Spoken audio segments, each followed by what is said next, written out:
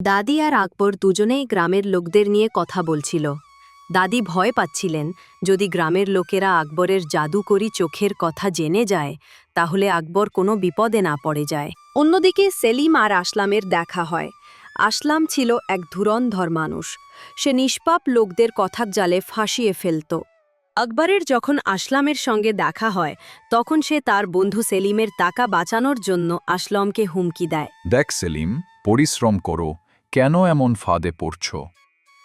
যদি এভাবে সবার টাকা দ্বিগুণ হয়ে যেত তাহলে গ্রামের কাউকেই আর কাজ করতে হতো না। আকবরের যখন আসলামের সঙ্গে দেখা হয় তখন সে তার বন্ধু সেলিমের টাকা বাঁচানোর জন্য আসলামকে ভয় দেখায়। আসলাম, তুমি সেলিমের টাকা লুটেছ।